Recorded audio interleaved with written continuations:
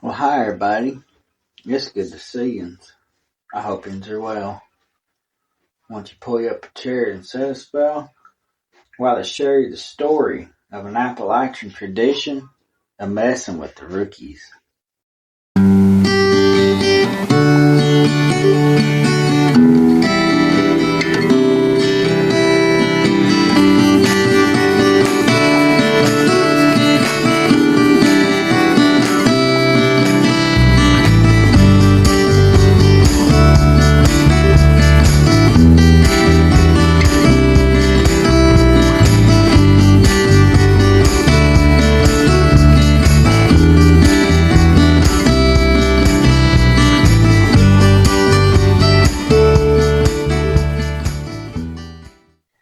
This first story, well, my family has been in the construction business for years.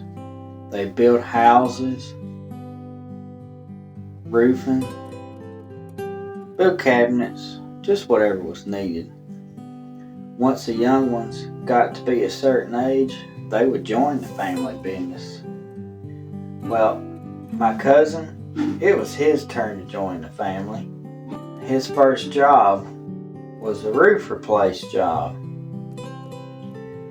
He climbed up the ladder, got on the roof, and the rest started showing him the ins and outs, the ropes, we say today.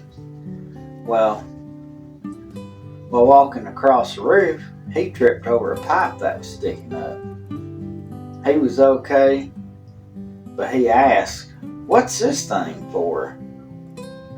Everyone looked around at each other.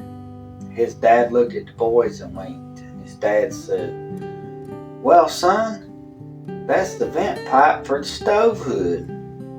He told him, said, "Won't you bend down and smell that pipe and smell that bacon that the owner's down in the kitchen cooking right now?" Well, that boy said, "Well, oh, cool, let me smell it." So he bent down on his hands and knees, put his nose in that pipe, and took a great big old whiff. I tell you what, that boy turned green as a Kentucky hayfield in the spring. He jumped up, hung his head over the edge of the roof, and he upchucked everywhere. Well, that pipe just so happened to be the vent pipe for the septic tank.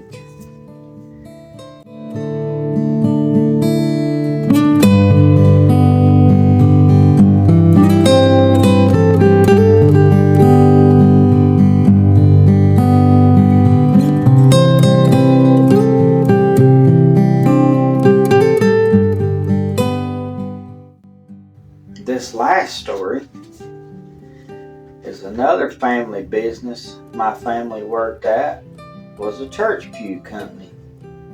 They built benches, the altars, the pulpits, all the church furniture needed to run a church.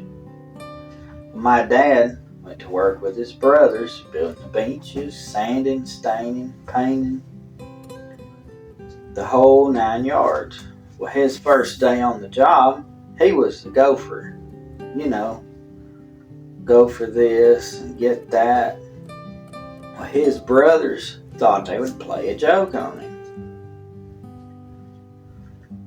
So they said, "Boy, this board we cut is just an inch too short.